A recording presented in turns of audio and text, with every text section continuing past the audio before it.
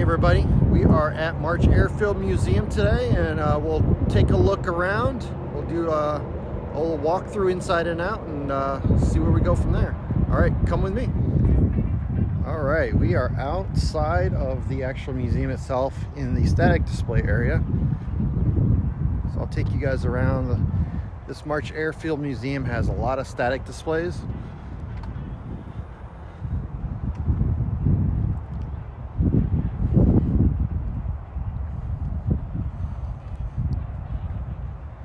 I go to this museum quite a bit, probably about a couple times a year, just to see the aircraft, and sometimes they clean them, sometimes they do a little bit of buffing. You'll see on, I want to say it's the B29 that they have, they just polished it not too long ago, so I'll take a look at that.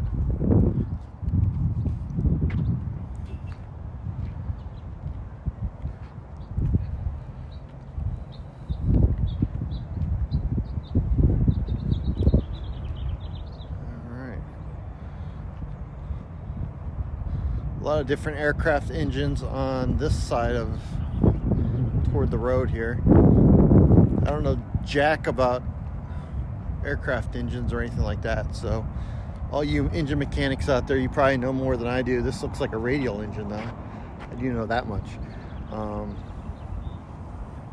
It's impressive.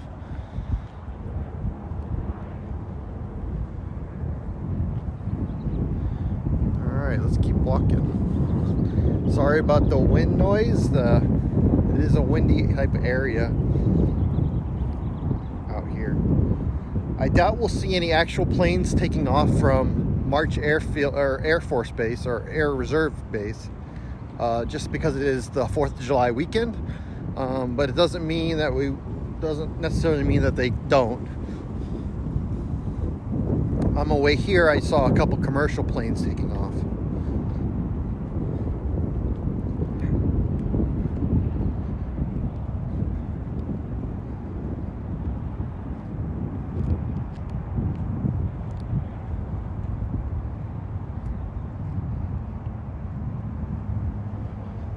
So if you watch my last video at Langley the other day when I did the static display, this is an F-86, also known as a Sabre, so this was one of the planes that was on display there as well. I always know it's a Sabre just based on this nose. It has the air intake in the nose. Over there in the background is a B-52. Again, we saw one of those on display at Langley. It was elevated, so we'll get a little closer look here at this one.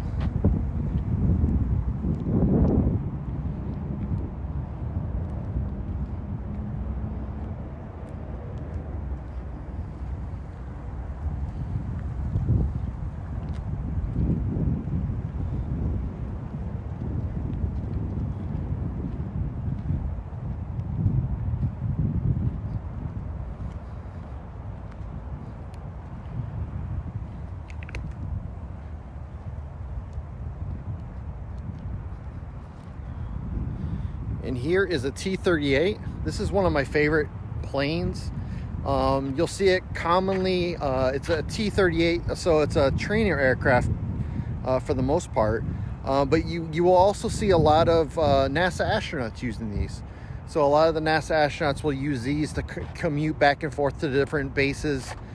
Say, for example, Houston to Kennedy Space Center, or Houston to Hawthorne for SpaceX meetings, so forth and so on. So you'll see that. Again, the T-38 is a nice fast aircraft, but because it has the little wings, it is very unstable at slow speeds. Here's another training aircraft.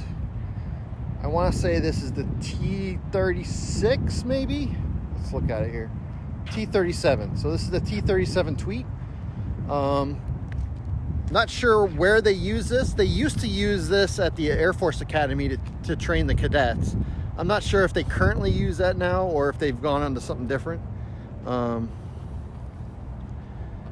what's nice about it is it has a cockpit that's abreast, so the instructor and the pilot can actually be side by side when they teach aircraft aeronautics. So that's a nice plus. As you can see, the cockpit is fairly small, as with most airplanes.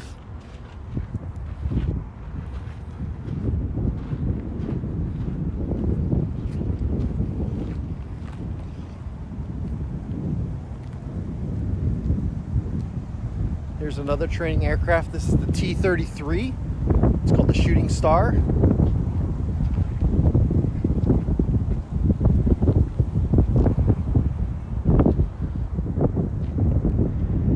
And I believe this is another training aircraft as well. This is one of the older training aircraft. Same with this one right here. This is more what you commonly see, probably World War II, post-World War II, leading up to Vietnam type trainers, maybe Korean War at the very least. And then we pan over here, and then this big beast right here is the C-141.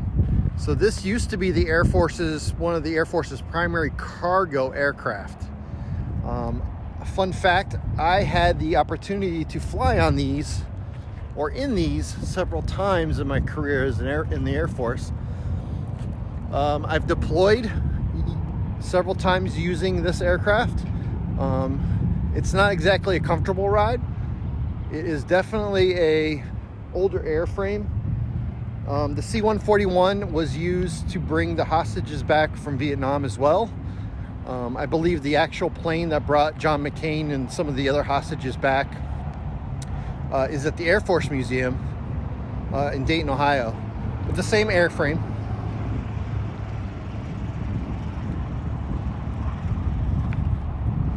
At some point in this airframe's evolution, they actually lengthened the airframe a bit.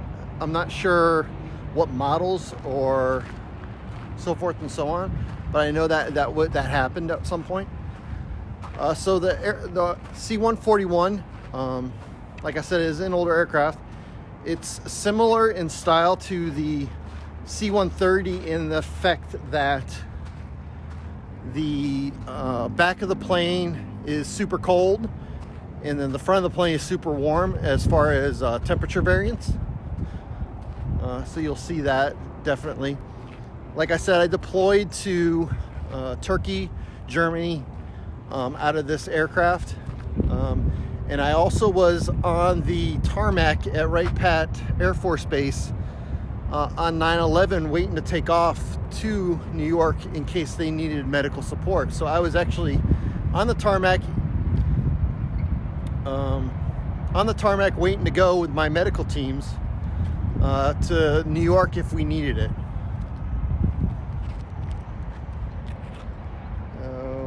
There you go, the C-141 Starlifter, sorry. So this particular aircraft was assigned to the 452nd Air Mobility Wing.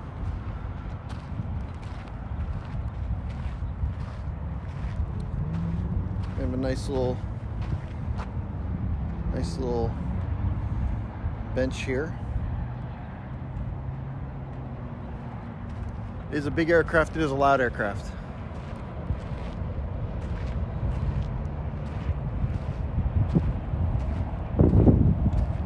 Moving on. I apologize, some of these aircraft don't have descriptors on them, so I'm not 100% sure on all of these type of aircraft. But we'll go give it a walk-see around. Take a look.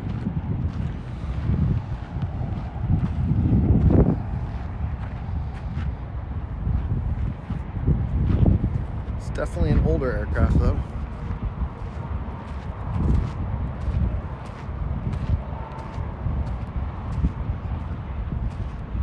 This one looks like it was Navy.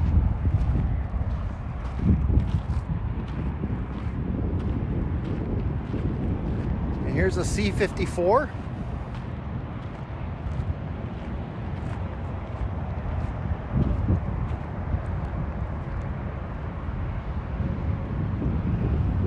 Douglas C-54 Skymaster. So let's see here. So yeah, so this was the same type of aircraft. It was a troop and cargo carrier that was used in World War II, the Berlin Airlift, the Cold War, and Korea. So this one has been around quite a bit.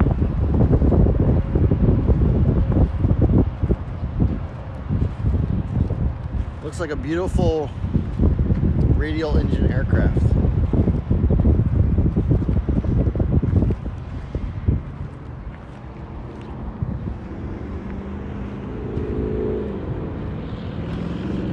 This one looks more like a C-46. Let's get over here and confirm that. And I will tell you exactly what it is.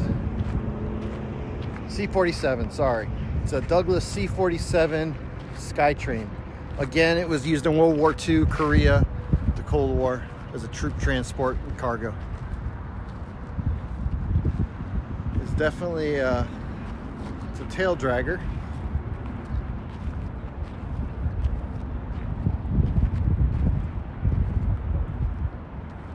And since my last time here, the museum has acquired a nice little artifact from the space shuttle era with the addition of this SRB. Now the SRBs, I'm not sure if you guys know this or not, but the SRBs are solid rocket boosters that were used primarily for the space shuttle. And if I remember correctly, I want to say this one is a little shorter than the typical one they had in the space shuttle. I want to say they're missing one or two segments, but I don't know for sure. I'd have to count. But this kind of just shows you how immensely big these rocket engines are. So solid rocket motors, solid rocket boosters are essentially that. They have a solid fuel source inside that burns at a constant rate, meaning that once you start these bad boys, you cannot stop them. This is why when built for the space shuttle, that they had the ability to self-destruct them, but they also had the ability to jettison them away from the shuttle if needed, as opposed to a liquid engine that combines the hydrogen and oxygen, or hydrazine, or whatever they use.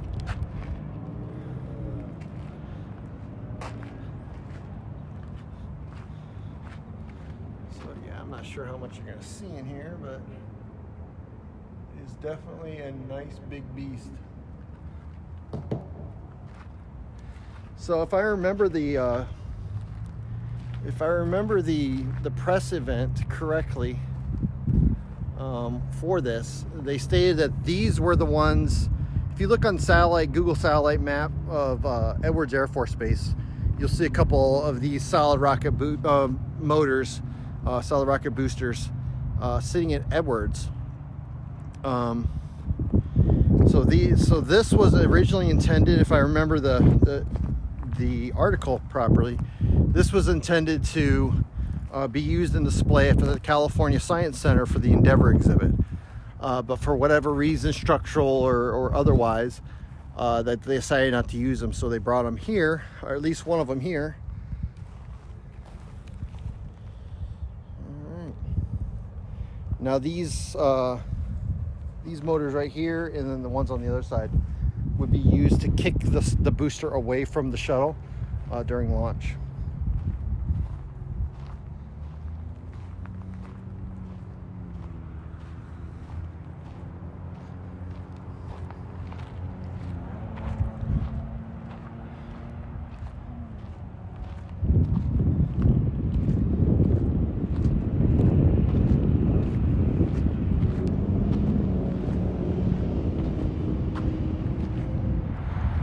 All right, so let's move on now that we talked about it. So as you guys may have noticed from my other feeds, I'm a real NASA fan. So a lot of the stuff I go see can kind of tie into the space, the space kind of theme, or NASA in some direct way. But let's move on. It is kind of hot out here today, and I don't want my camera to overheat before I get this done, so let us move on. Nice to see the SRBs.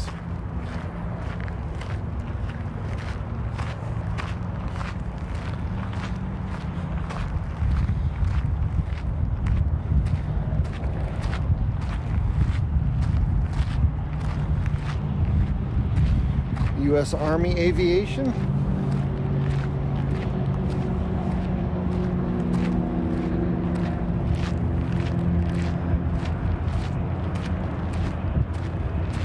This is a U-9A Aero Commander. So this was used in Vietnam and the Cold War.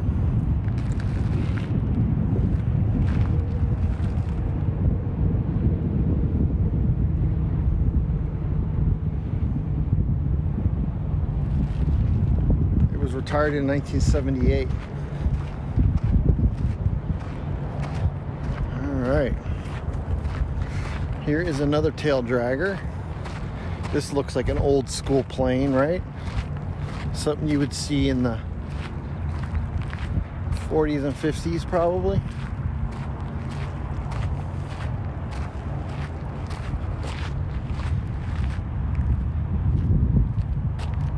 This is a Beech SNB 5. So it says it was used by the Navy for small cargo transport, and this aircraft is on loan from the Museum of the Air Force. So like I said in the Langley video, that a lot of the aircraft are on loan from the United States Air Force Museum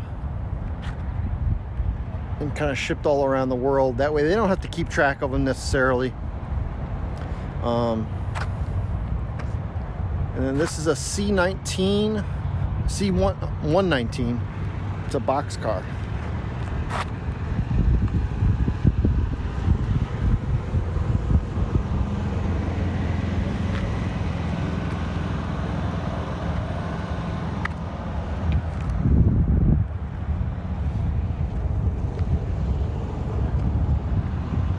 Here is a cargo plane. Looks like it's a C-123, I believe. Yes, so it's a C-123. It was used during the Cold War and Vietnam. This is the kind of airplane that we're buying. Right. Do I need to get a... It looks familiar. No, I'll go. Am I allowed to film it? All that? Yeah. Right. This thing is nothing... The only thing classified out here is me. All right. Wow. Just like it was operational yesterday. Oh yeah, they come out here on this set.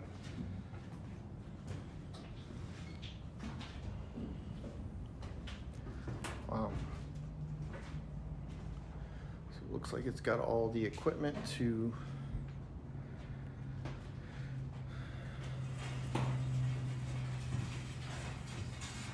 It's got all the equipment for jumping.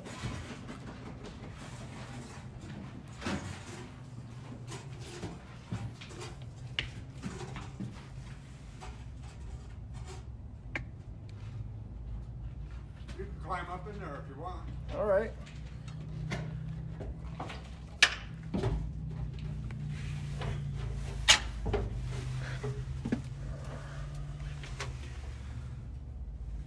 Woo. It's a little warm in here. Wow, it's impressive.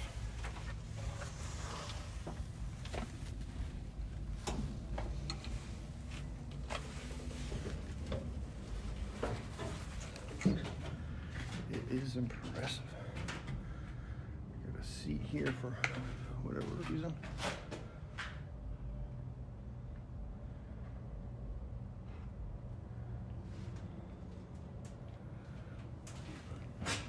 Obviously, it can be used to carry troops that are wounded.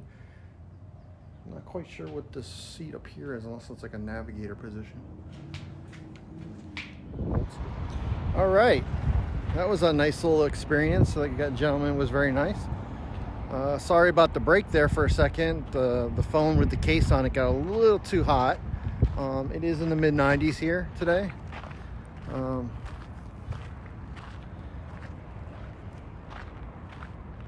So like he was saying before I turned the record back on, because I want to make sure he was okay with recording, he seems to think this is the same type of aircraft, if not the same aircraft that was used in the filming of Con Air. At least that's the rumor, because it was the same type of aircraft. All right. Back to the C-119. So this is a Canadian aircraft, apparently. Royal Canadian Air Force. And then let's get a picture, quick pan of the flight line here. It's hard to see anything. Got the C-17s out there if you look hard enough. So the March Air Reserve Base, they have C-17s, they have KC-135s or KC-10s. They do have a couple F-16s, and they do have drones. So occasionally you'll see drones out here. All right, so here is a KC-135 like I was just mentioning. So KC-135s are typically refueling aircraft, at least in this configuration.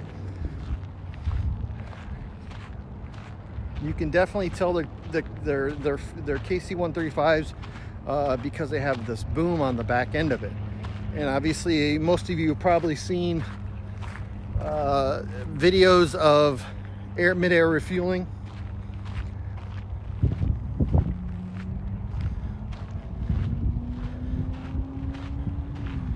There you go, mid-air refueling booms. These booms are quite big.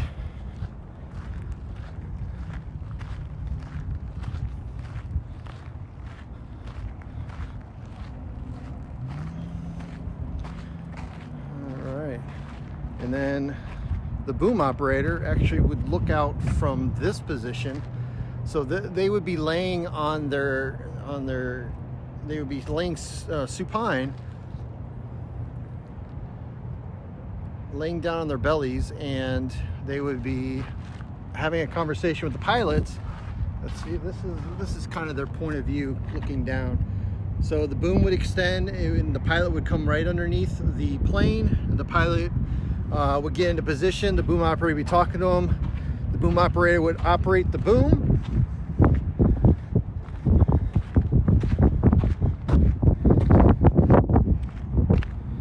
And there's a little nozzle to kind of jettison it out. And it hooks up to the plane and detaches from the plane after fuel's given. So that is mid-air refueling. And the KC-135 can mid-air refuel multiple aircraft, including the 141, which is over there, so forth and so on.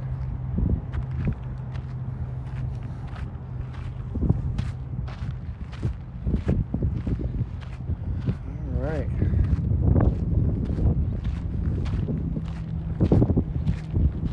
So this aircraft is the B47 Canberra. It says it's a Cold War tactical bomber. It was stationed at Clark in the Philippines. It retired in '69. For those of you who like reading it, you guys can pause and read the plaque here. It's a nice little beautiful aircraft.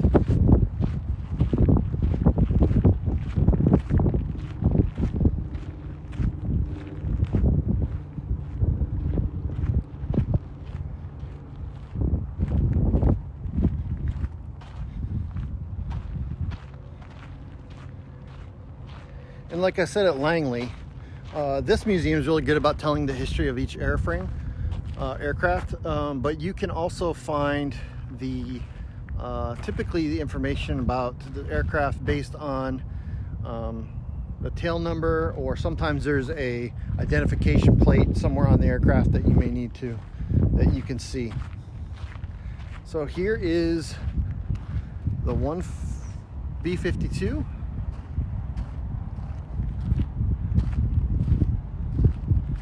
Obviously, we've said it's a big beast. Uh-oh. We got something taking off here.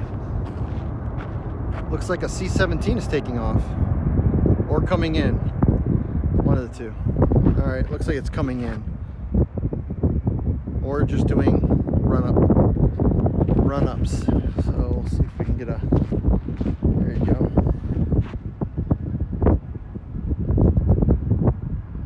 C-17 there. I don't know if it's landing or if it's doing a run-up. I really didn't see it in the air, so I can't tell you for sure. That's definitely a Garden Reserve aircraft. All right. Back to the B-52.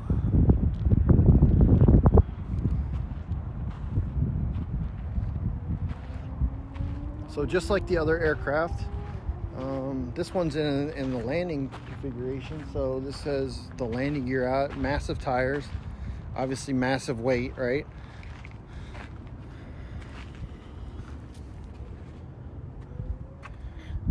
We have these rails that I talked to you about in the Langley video, and these rails carried everything. So here we are, we have different things that could be carried on it. These are probably equipment pods of some sort. Without a plaque here to tell me what it is officially, I don't have a clue, but I'm assuming it's some sort of equipment pod. It could be a photography pod, I guess.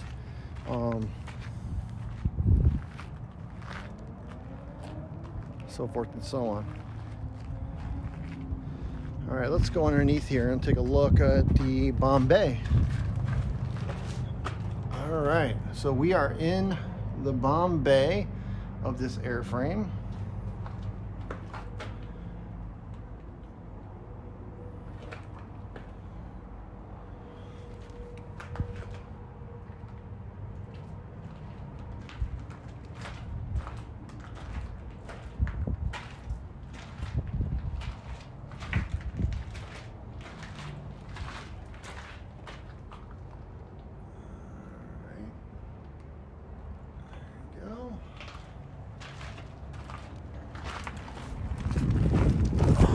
There's the wheel well and how the wheel well interacts with the rest of the airframe here.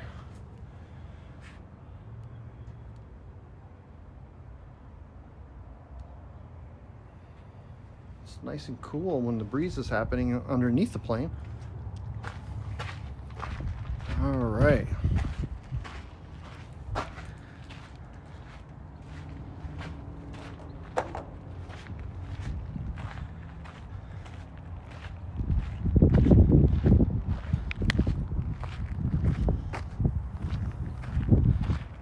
I want to say this is a B47. Don't hold me to it until I get up here to the plaque.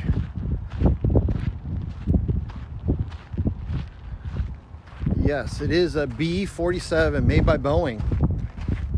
It was a bomber that flew post-World War II. And it was used in the movie Strategic Air Command starring Jimmy Stewart way back in the day. For all you young ones, check it out. It's probably on YouTube or even Netflix. B47 Stratojet.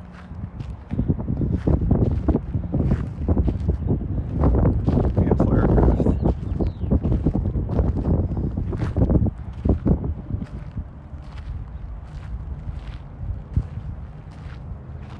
All right, here is the back of the B52. Again, it's got the 4 gun mounts, and it looks like it's got a camera mount and other things up here. All right,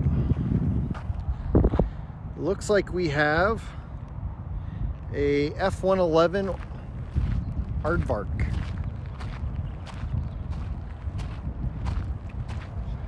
The reason why I want to say it's an F-111, it's got a swept wing, and it's got this goofy nose on the fuselage.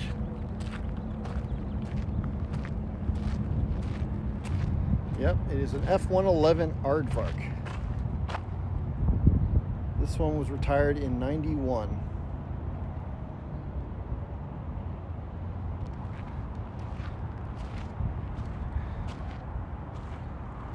One of my first duty stations was Mountain Home Air Force Base, and it was one of the aircraft that was there at one point in its evolution of service. Mountain Home had a static display of a F-111 aardvark at one point. Not sure it's there now. It's been several years since I've been there.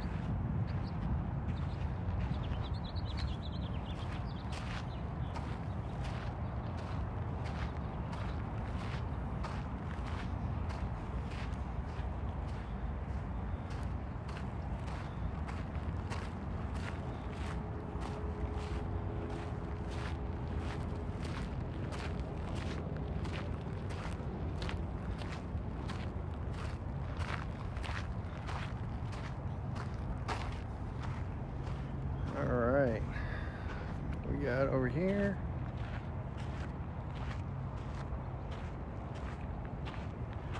Ooh, it is spicy out. So this is a TAJ4J Skyhawk. So obviously it's a fighter trainer used by the military all the way through Enduring Freedom. So it looks like this aircraft's last flight was 2003. Let's get the box in there so you guys can read that a little bit. All right. It's amazing they still use this since up to 2003.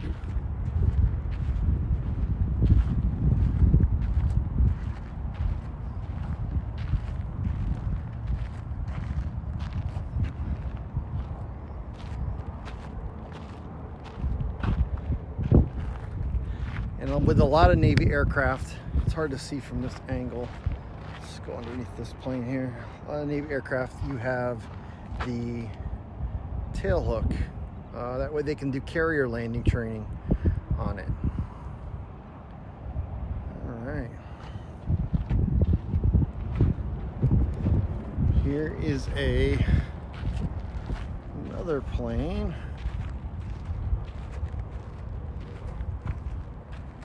This one does not have a label. It is a Navy plane. If I had to guess, I would say it's either some sort of spotting plane. All right, sorry about that, everybody. I had to come inside for a little bit because the phone was overheating. So I figured let's just do the inside stuff right now. So this is a configuration minus the Coke and coffee. This is a configuration of what it looks like to operate drones.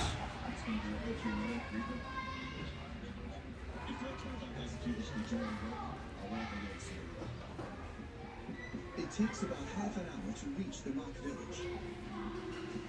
Drones like the Reaper can fly on their own using autopilot from preset GPS locations. But the Air Force still keeps human hands on the controls.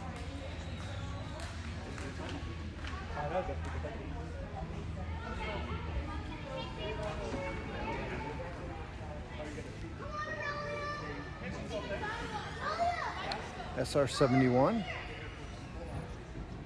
It's always a neat little plane. I like how they presented it with the blue lighting here. It kind of makes it look more mysterious than it actually is. And I know this fact just from watching multiple things about the aircraft, is that the thing leaks like a sieve once it's on the ground. But once it gets airborne, the seams fill in, and the thing can go rocket fast.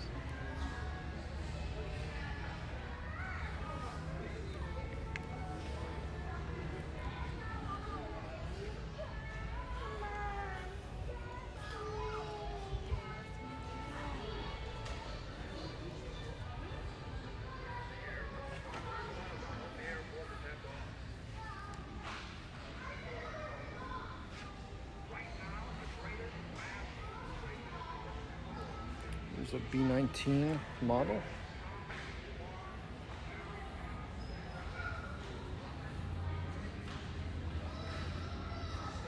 Here is a Doolittle Raid model diorama type deal. It's very impressive. I've seen this one before with the number of guys in it. It's a very impressive model. But what's more impressive is that they show the pictures of each of the flight crews on this thing.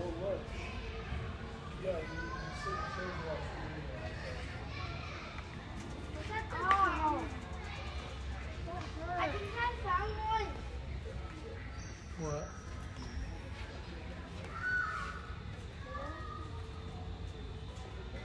No. Look at this. What's this?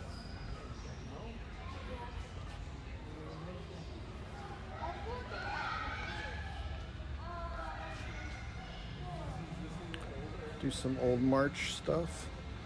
This kind of talks about the history of March Air Force Base and March Field back in the day.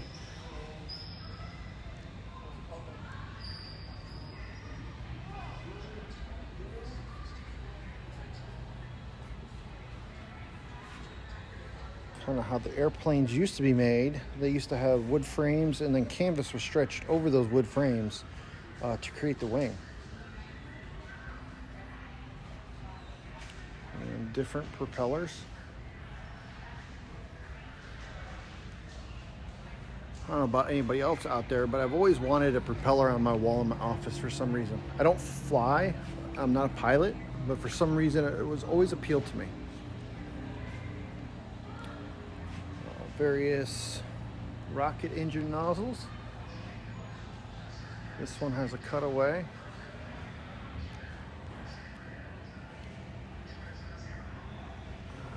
All right.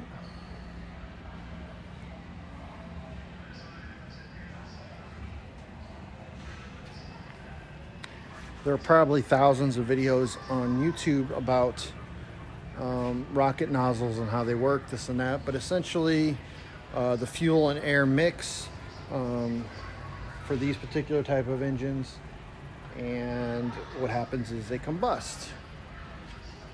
So this would be a liquid engine versus a solid that we saw outside. So here, if you look at the schematic, so you have the oxidizer that comes in as well, and then you have the fuel that comes in, and they all mix right here, and it thrusts out.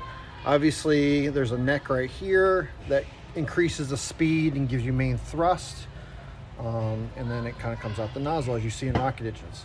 I'm definitely not a rocket scientist, so don't quote me on any of that, but that's generally how it works. Anytime that you have a neck like this, things are going to move faster down it. The pressure in this area goes down, so things move a lot faster.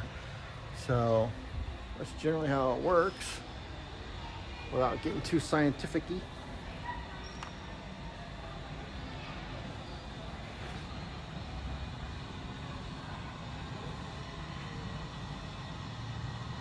An exhibit about how military aviation leads into commercial aviation. I'm kind of going backwards in the museum at the moment because I was just trying to get away from some people. There we go. Visual navigation beacon that was used back in the day. So you can see how it would look on the top of a tower.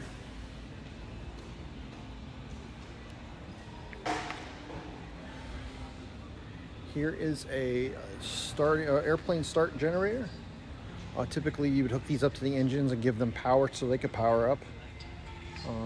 They call them start carts. And it essentially provides power to the aircraft so they can start their engines.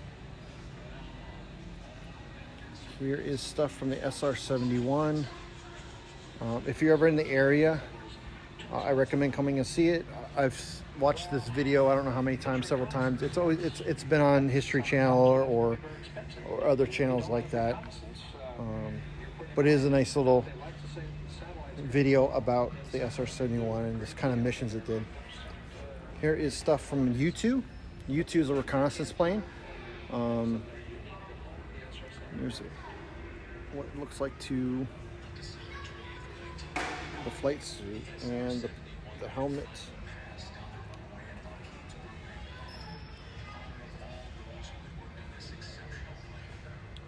Alright. was there to pay an emotional farewell to his favorite creation.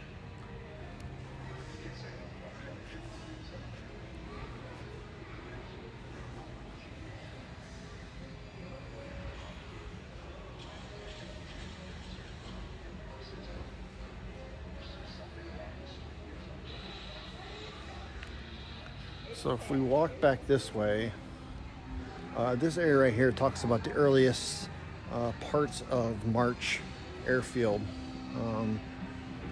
when it came to be. So you can look at it here. It talks about the naming of it, enlisted uniform, why it was named for March. It was named for a Peyton March. And that's him right there. If I remember my history correctly, he died in an airplane crash here on the field.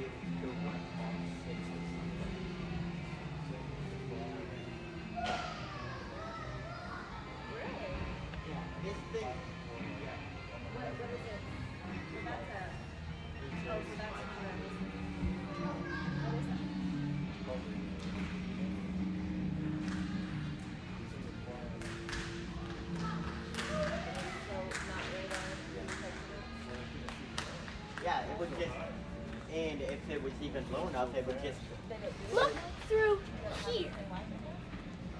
like, even if the missiles could reach it, it would just outrun it because it was going too fast.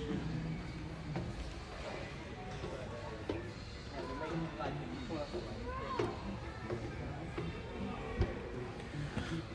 All right, this is an area they opened not too long ago,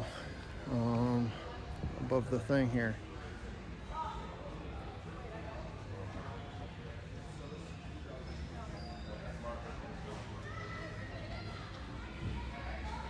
Wow. Now this is definitely a shadow box. It's definitely the kind of shadow box you get as a general. It was kind of nice that it was donated, at least to be on display here.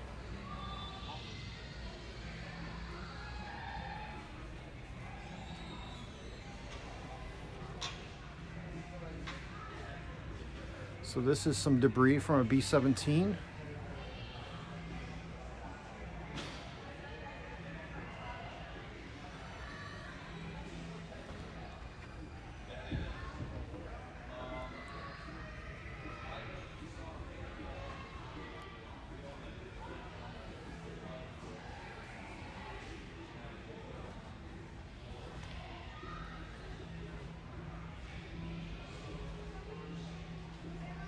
This is a nice little shadow box as well. I've never actually seen one in this kind of configuration. It's kind of cool.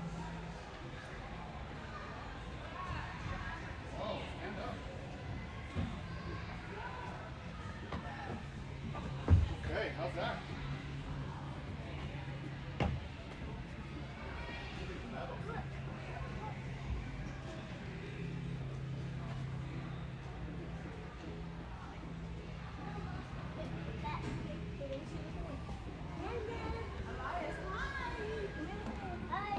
And it gives you an aerial view of the whole aircraft. Let's go down to wide frame view and you kind of see it, the whole thing. It's a very sleek aircraft. No. I'll go before you.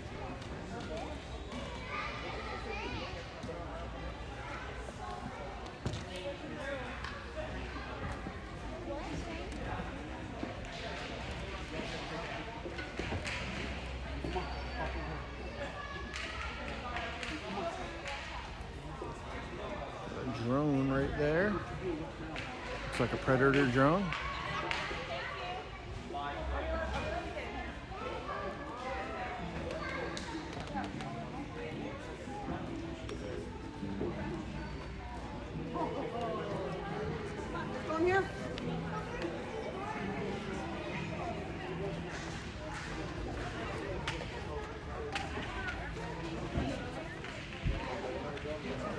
think it was designed by guys with clear-cut skinny ties and This is grandma. Grandma's scared. Daddy, let's go give this a bite.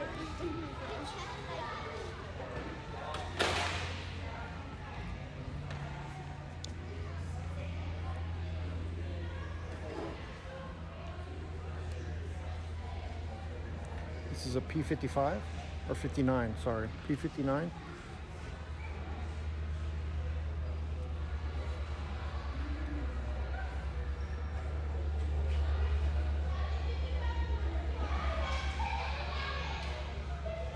Says it's America's first jet fighter.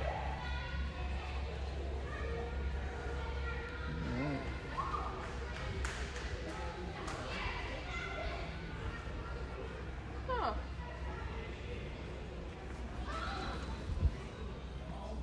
Ooh, feels a lot better in here. All right, a lot of flight jackets.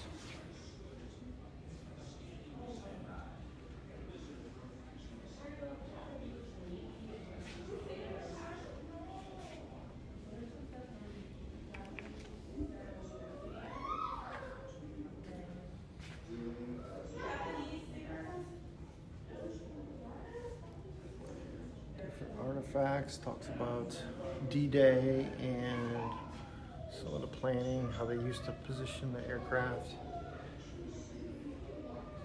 These are generally nice little exhibits they put on here. And then for what I recall, they don't change them all that often. So they'll be here when you get here, if you choose to come.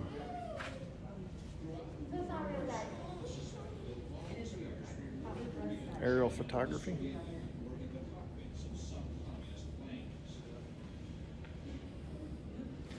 So this is General Doolittle's bronze bust. So General Doolittle was on the Doolittle Raid in April '42. There's a picture of him if you want to see it. I actually have an autograph picture of him later on in life.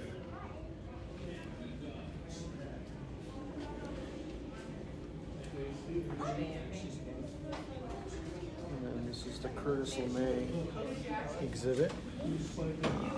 So it has his uniform. I'm not sure if that's his real uniform or if that's just a makeup. But Curtis LeMay was instrumental in starting Strategic Air Command with the bombers.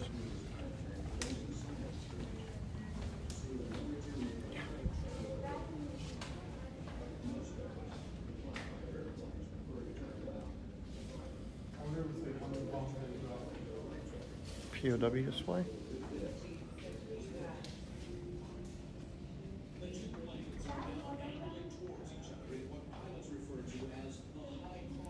Air Force Nurse Corps.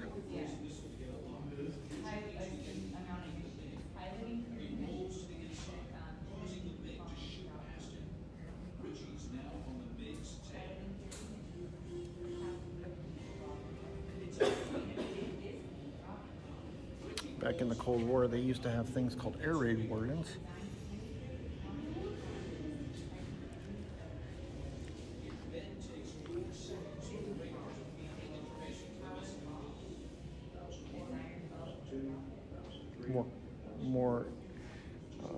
This is a more current flight suit. This was used in the 50s to 70s, mid 70s. So that would be Vietnam era, maybe Korean War.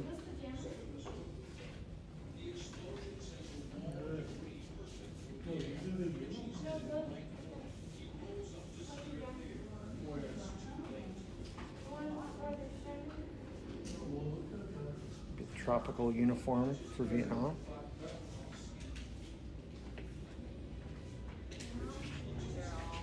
And for those old Air Force folks, you had the olive drab fatigues. That was way before the camouflage.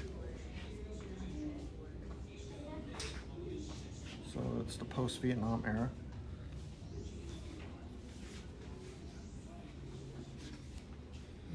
This is the fatigues that they use for Desert Storm. I wore these kind of fatigues The first Desert Storm used what they call a chocolate chip cookie pattern. So it was a little darker. You see pictures with Norman Schwarzkopf, General Norman Schwarzkopf, and so forth with those. But when I deployed, I wore these kind of fatigues for the most part.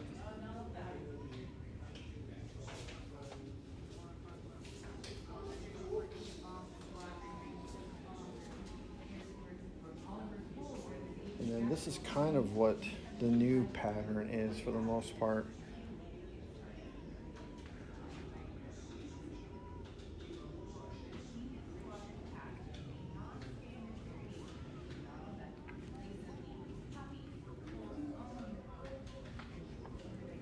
It is nice in here.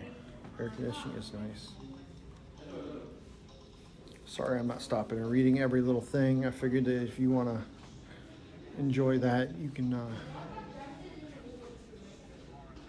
do that on your own when you visit. I have a membership here, so I didn't check the admission, but there's a little requirement for admission. Oh,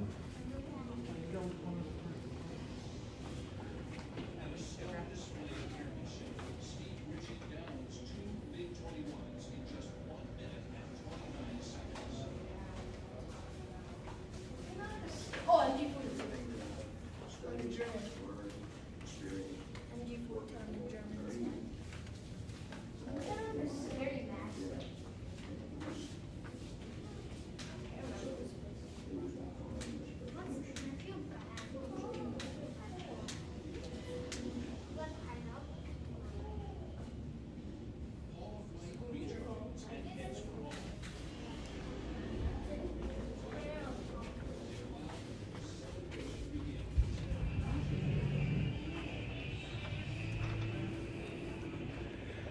So here is the Camp Han exhibit. So I'm trying to write a book on Camp Han.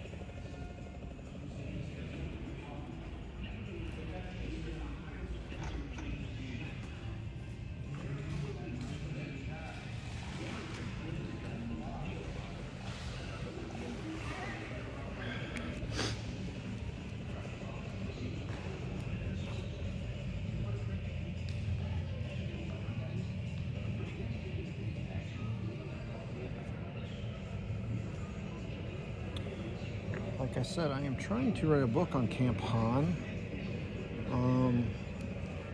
So I've been here several times to kind of look at this exhibit and go through the library of what they have as I write this book and progressing through the book. I'm just about to the point where I can send it off to an initial edit, but we'll go from there. So more on that later once it gets to that point. Cops and pararescue.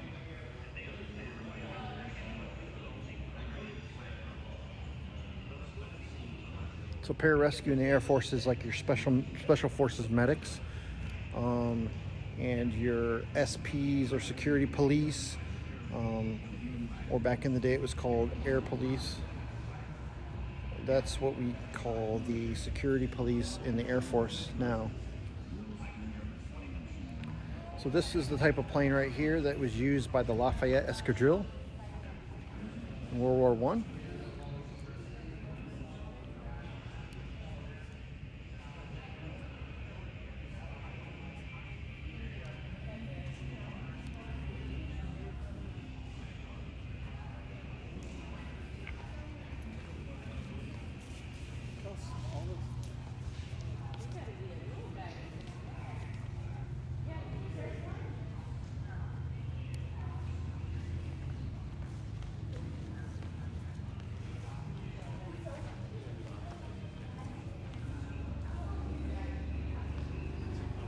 Old school foot lockers from back in the day.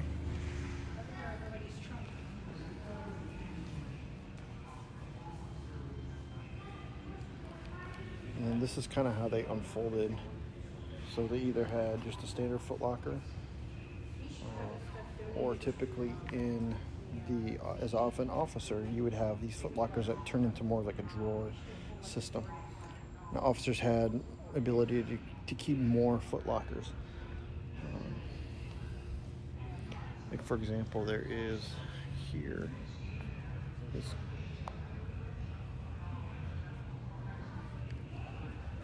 Here is Curtis LeMay's footlocker, and he has one up here as well.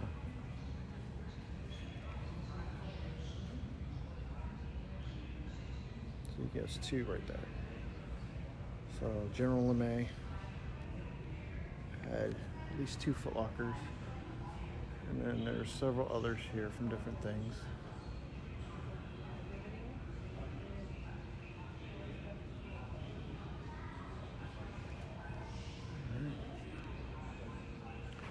Here is a mock-up of the Wright brothers flyer.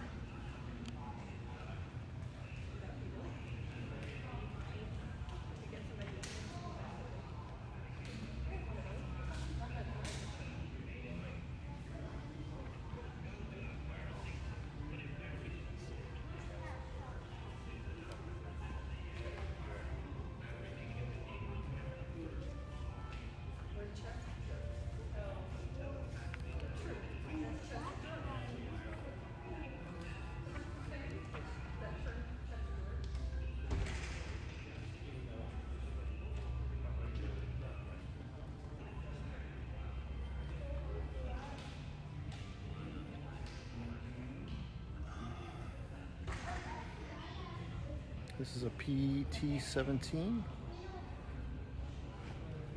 It was also trainer. And if I scroll this way, and this was also a trainer, I believe. Let me just double check. Yeah, so this is the PT-19 Bravo.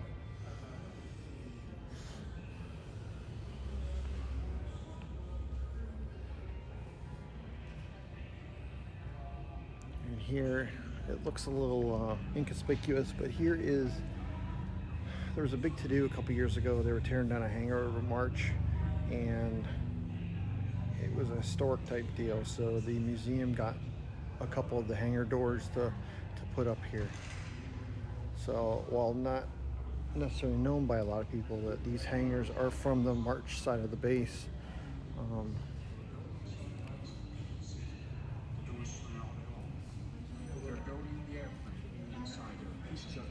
bicycle shop.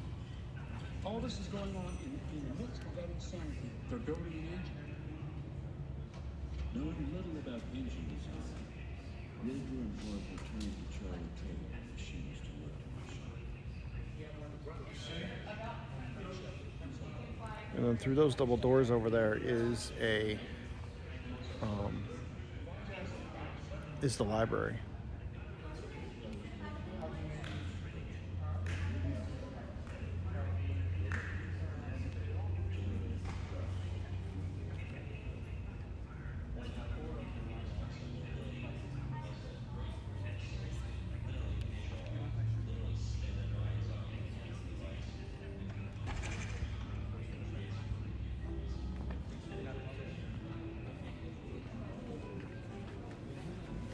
Thanks, man.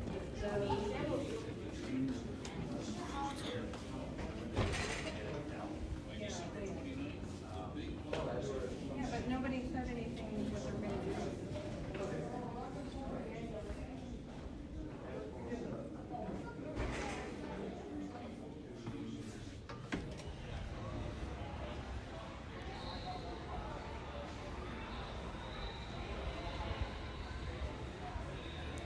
Figured I'd walk through here and give you some wide angle views.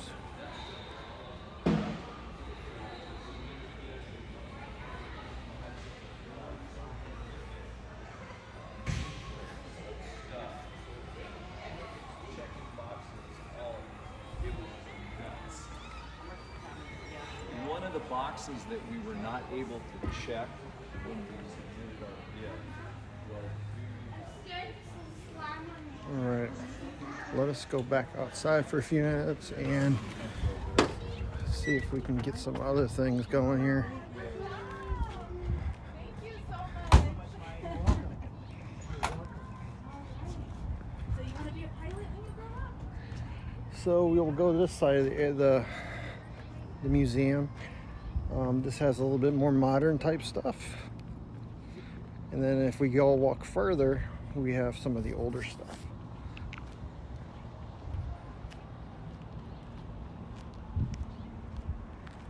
So this is an F4 Phantom.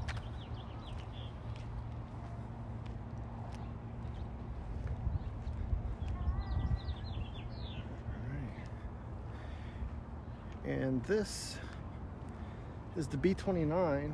So this one was re-waxed, I would say, over the last recent, I don't know, 6-8 months. If you go on the museum's Facebook and website, you could tell that it was waxed not too long ago.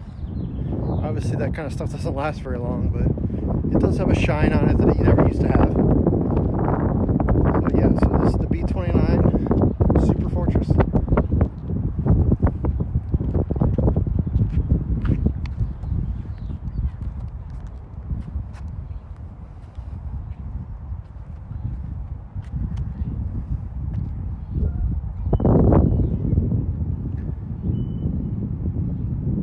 Right there you have the F14.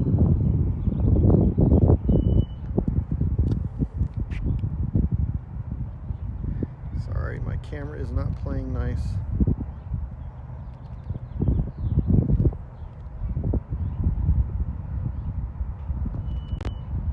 There we go.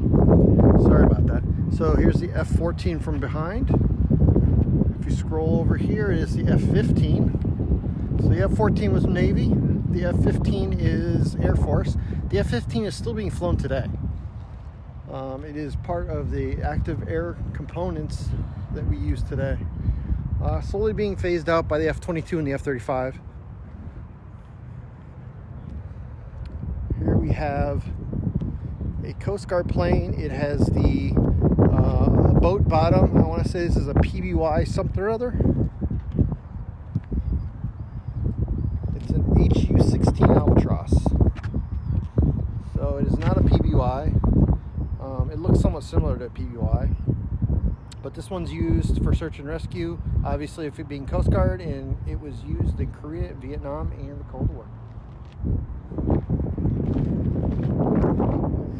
Here is an older refueling plane. The reason why I know it's a refueling plane is because it has the boom.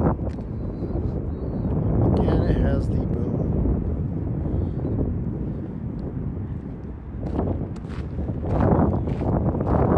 Not exactly sure what the plane is. It's a KC something or other. And here is where they would look. So this window is dramatically bigger than the current ones that they use. But again, the person lays on their belly and they guide the plane into position.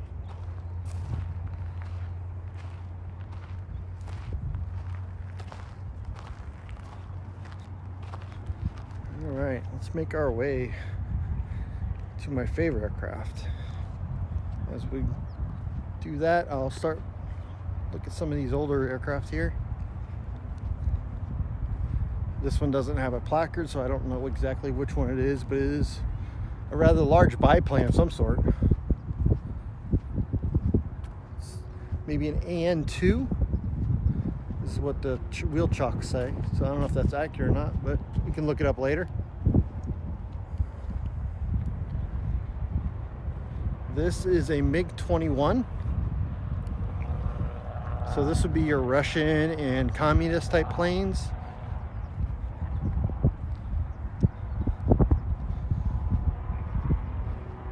This is a MiG-19.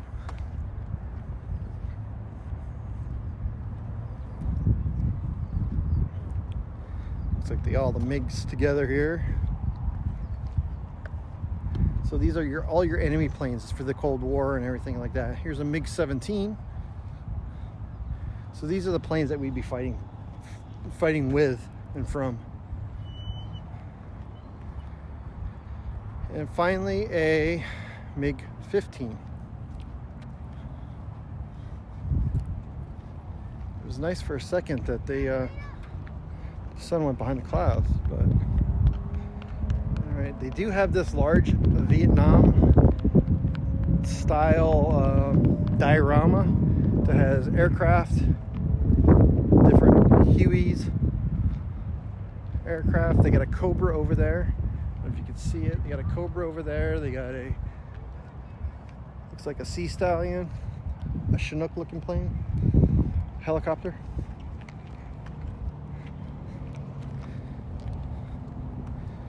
And this is perhaps one of my favorite planes. It is a B-17. So this is the planes that we bombed Germany with in World War II. I want to say this is the G model. Don't quote me until I get up here. So yeah, so this is the B-17G Flying Fortress made by Boeing.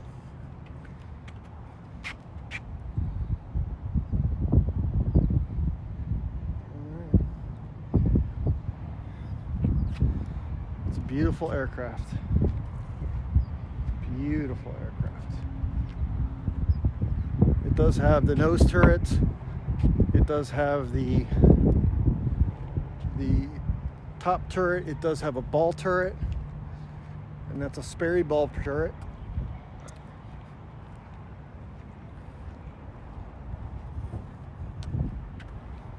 And then it also has a back turret. It also had two side guns or waist guns on it. So if you've ever watched the movie Memphis Belle, that's the kind of plane, different model, I believe. I believe the Memphis Belle was a different model of the B-17. But it is a very beautiful and sleek aircraft from World War II. It's one of my favorite aircraft of that era, along with the P-40. All right, let's go over here. They have the hangar open for the P-38. So let's go over here to the P-38 hangar. Looks like they have the Voodoo in the restoration hangar over here.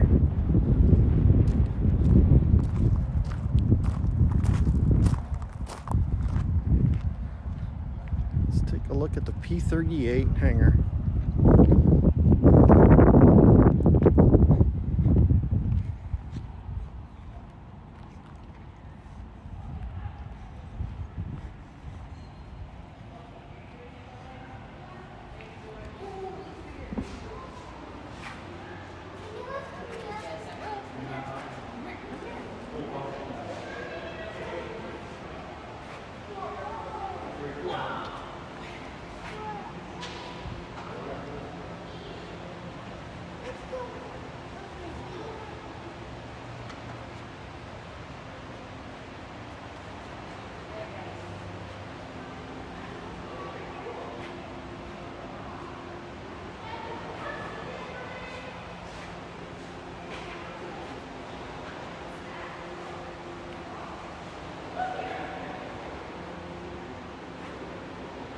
So it looks like the P-38 was used a lot for aerial photography, but it could fight.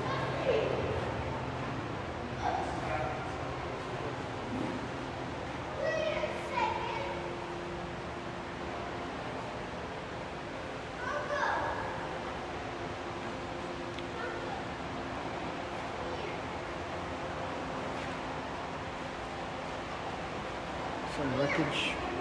Actually, if you look at the whole thing here, let me zoom out. It is a actual prop from a wreckage of a P-38. It's kind of neat how they actually displayed it. Real neat, in fact. So if you're wondering why the propellers are bent like this, it was probably due to striking the water.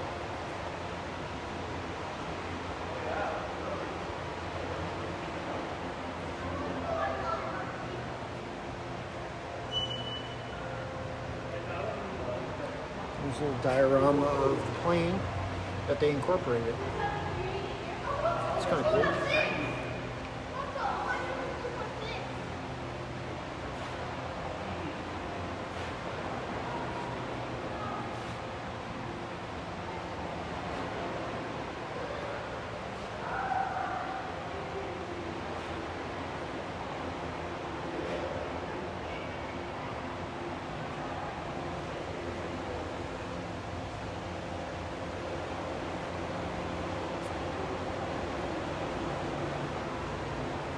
impressive hangar.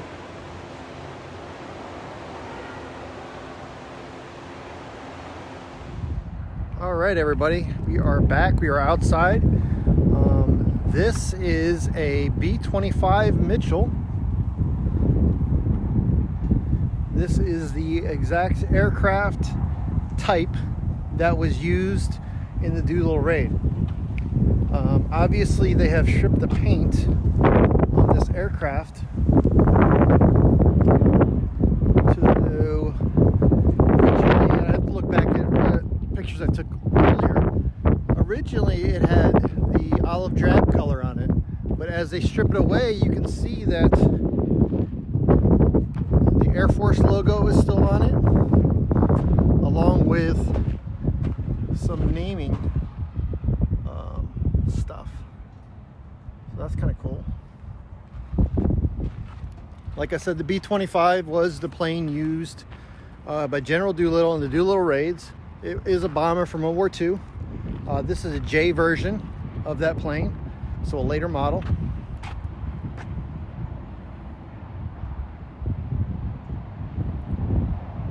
It is considered a medium bomber, obviously, because it is smaller. It would have to be in order to take off from a carrier. In its heyday, this plane had a turret, the gun turrets in the front, up on the back.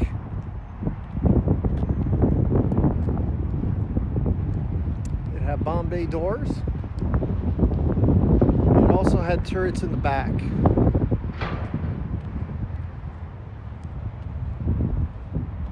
And I believe it had a couple waist guns as well. Yeah, had a couple waist guns. There's a couple waist gun spots right there as well. It's incredibly neat that when they strip away the paint, the original nomenclature is still on this thing.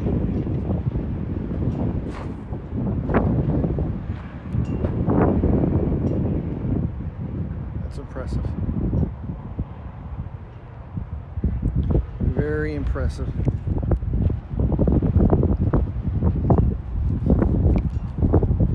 Just goes to show you history never dies, right?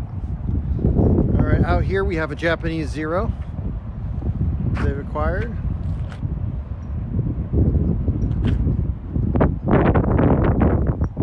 Good old little track tank, typically used on the flight lines for moving things. Could be used for moving aircraft, could be used for Red Horse or CE. Did have towing capabilities, so it can move equipment. It can help build roads, so forth and so on. But mostly equipment, to tow equipment. I'm in the actual area, the restoration area, really. So you see they have old vehicles. What they do with these old vehicles is they take parts off these things and kind of cannibalize them for other things. I'm not sure what's going on with the RVs, but there's two of the very similar types, so I'm assuming they're going to cannibalize it for something. Out here, there is, I don't know if they call it the boneyard or if it's just a staging area for all the stuff that they're in the process of restoring. I see looks like an SRB cone. There's an old aircraft out there. There's an old air ambulance. A lot of engines out there I can see. So they have that. And then they have another exhibit, looks like it's in the works out here as well.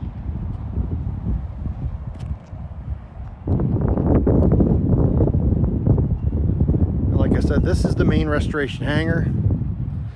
It looks like they have the Voodoo in there right now.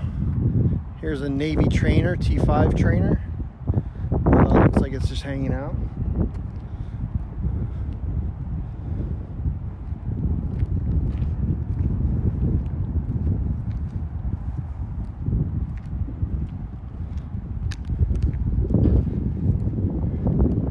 So this right here is old World War II searchlight. Back in World War II, the anti-aircraft would use these big searchlights to illuminate bombers coming in or enemy aircraft so that they can sight in their anti-aircraft. So this is one of them, a representation. These things, it's like 1,000,000 candle power or something of that nature. I looked it up doing my research for Camp Han Anti-Aircraft Training Center, Camp Han camp, and they use those. In fact, some of these were used to light up a demonstration over Lake Matthews back in the 40s. So they used them quite a bit. A typical World War II Jeep.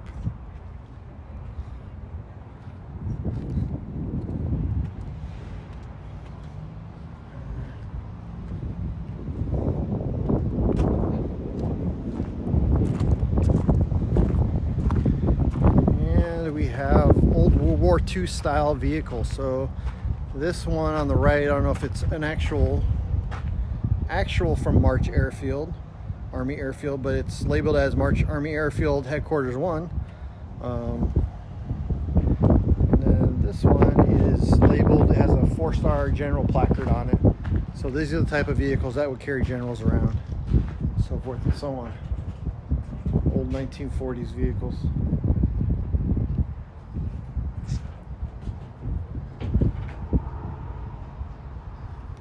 All right, let's go and capture some of the stuff we didn't get to capture because the camera keeps overheating in this heat. So again, the B-17.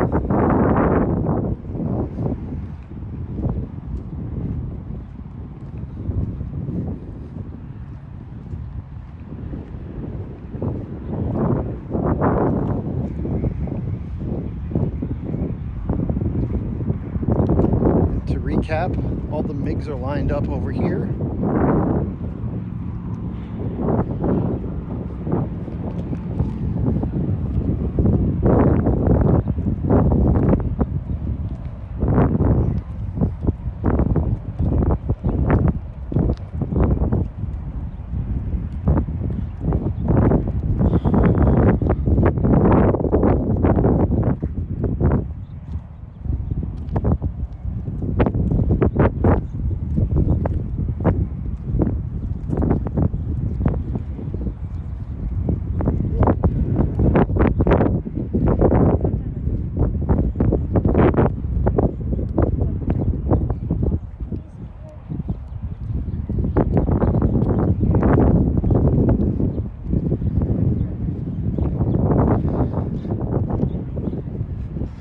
Over here you have spotter planes, close air support.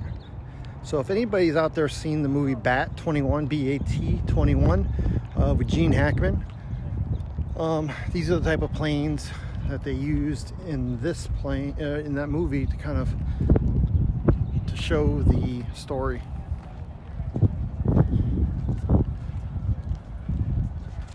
It's close air support rocket pods.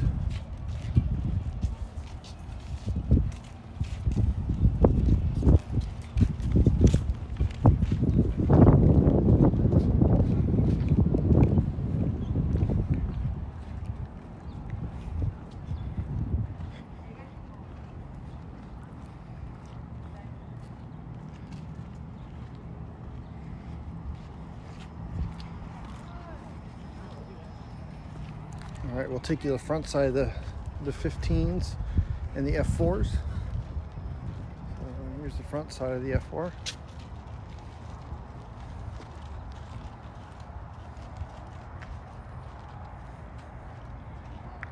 Here is the F-14 Tomcat, made famous by Top Gun.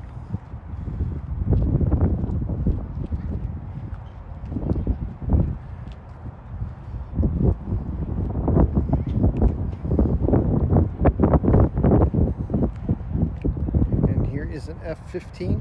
Like I said, this one's currently being used in the Air Force today.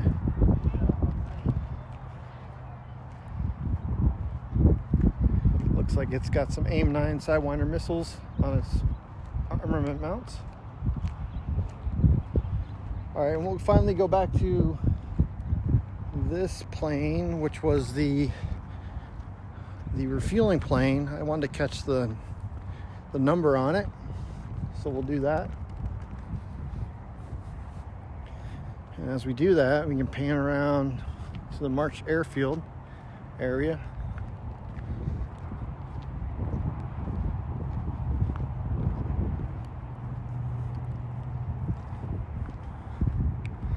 All right, so this is a KC-97L.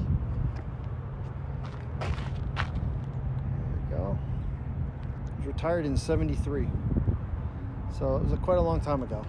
Obviously the airframe looks like it was there a long time ago. All right, let's capture. This is the row that I didn't quite get to, so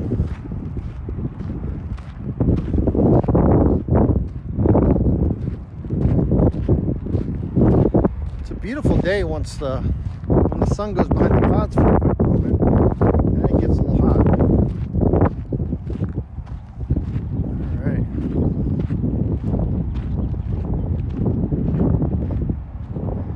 Is an F-100 Super Sabre.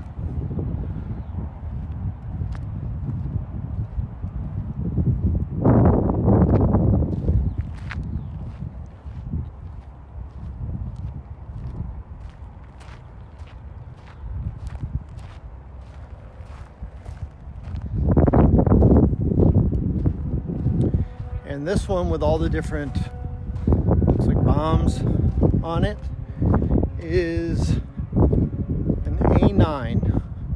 So everybody knows what an A10 is.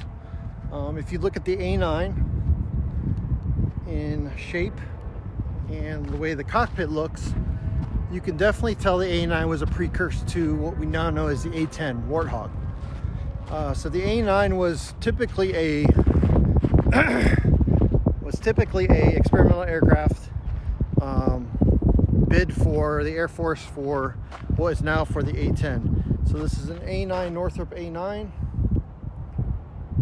Had 12 underwing pylons. The A9 was not chosen for production, instead they chose the A10.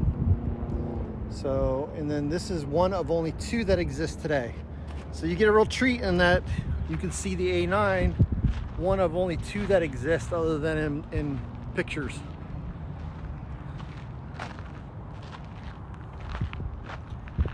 So it's kind of impressive.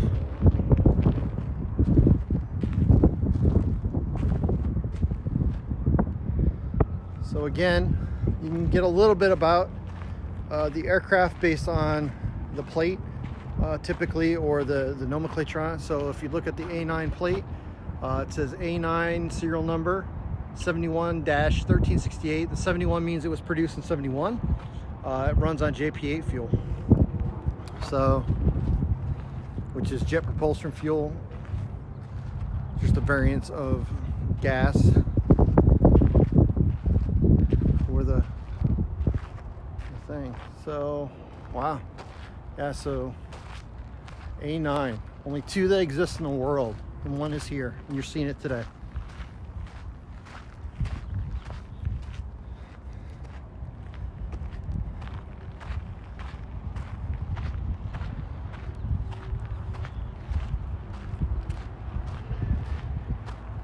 So here's a different kind of variation on air refueling. So this aircraft, it has an air refueling boom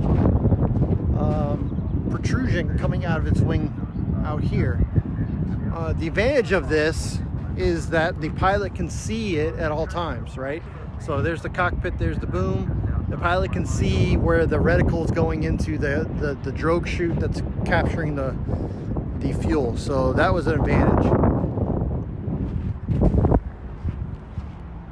There are a number of aircraft that have that same kind of fueling option on the same time frame.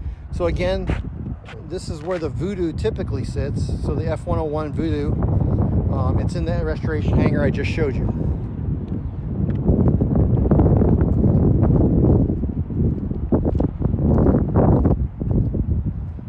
So we have a F-102.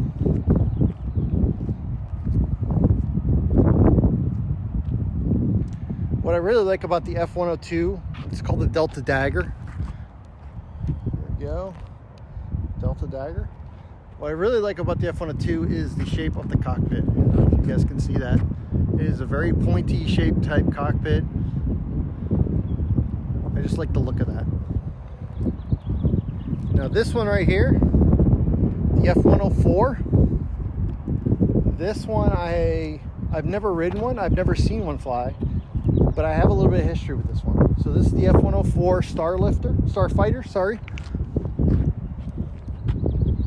There you go. So growing up in Florida, we had MacDill, very close. And we used to always attend air shows at MacDill. And I have a picture of when I was maybe 7, 8, maybe even younger than that, where I'm standing in front of a Starlifter, or Starfighter, F-104, and like a fake flight suit and helmet.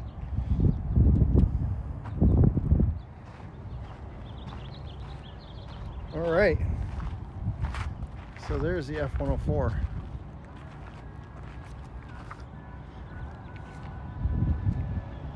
And then finally we have the F-105. This is a big airplane. And this is known as the Thunder Chief. That's what its nickname was.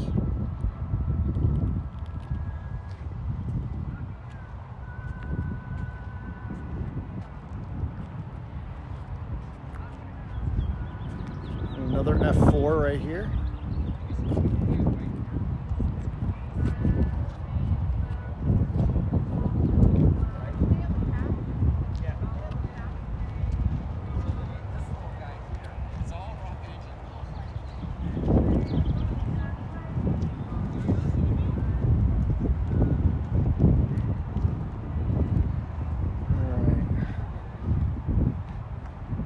Finally, since I was looking at the engines the other time I came by here, figured I would look at this aircraft. This is a T-30 or an A-37.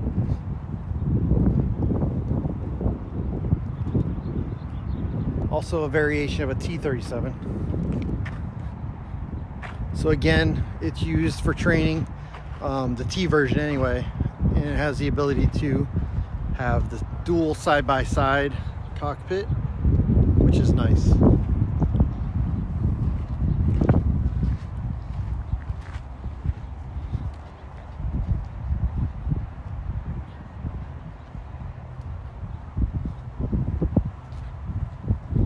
So there you have it, folks. All said and done, we did the tour close to 2 hours. Wasn't too bad. A little hot, as you can see. I'm probably sweating. My camera kind of overheated like twice during that while it was in the sun. But other than that, it was a great adventure. We got to go in an aircraft, which, you know, I'm sure they do it to other people, but it was nice that it just happened to do it coincidentally while I was videotaping, so that was kind of nice to go inside the aircraft. Again, March Airfield Museum. It is open every day except the major holidays, Christmas, New Year's, that kind of thing. They have a website that you can look up the information. There is a nominal fee to visit the museum, and it is, for being so hot out, it is rather crowded today, believe it or not. They do have a little snack area in the museum store. They just sell canned Cokes and some candy bars and stuff like that. There's no official snack bar or any restaurant or anything like that. So my recommendation is to bring some bottled water. Southern California days are very hot, very dry, and like I said, I did it in 2 hours. Again, since I come here all the time, I went quick in and out, so I didn't read necessarily everything. You could spend a good 3-4 hours here if you really wanted to read all the different things and the exhibits and this and that. If you're going to come for the outside stuff, I would come during the morning when they first open, because it's a little cooler out, or come when it would be an overcast day. Other than that, the staff is typically great. I've had many interactions with them on various levels, including research and like today, the tour of the plane. And a lot of the old guy staff are typically veterans. They're typically very helpful. They'll tell you a story or two. They'll walk you through things, especially if you're interested. So I highly recommend this museum. It's kind of off the beaten path. You wouldn't think of an air museum here in the middle of Riverside or near March Air Force Base. So So yeah, so look it up. Take a trip if you so inclined to do, and it's a great way to spend at least a couple hours. Now across the road is the National Cemetery, Riverside National Cemetery. So that used to be the old Camp Han. So Camp Han was a Army anti-aircraft training camp back in World War II. It was built right before Pearl Harbor, and then it closed in 46, and then was sold off in 47.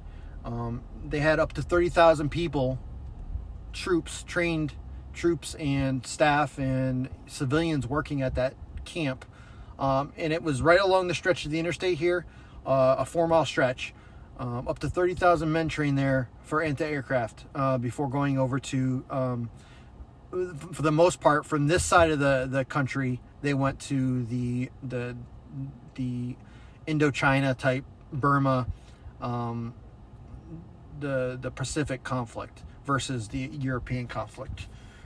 So again, like I said, I'm in the middle of writing a book about it. We'll see what happens when that comes out. If not, I've gathered some artifacts from various sources that may or may not have significant value. A lot of pictures that I found. So eventually, once all that research is done and reported, and I have no longer need for it, I'm going to probably give it to the March Airfield Museum here and donate the stuff so they can keep it and preserve it, and in case somebody else wants to do some more research on it. If not, have it for display. So there you have it. There's our quick tour. It is hot, so I'm gonna go get a soda, and we'll go from there. All right, see you next time.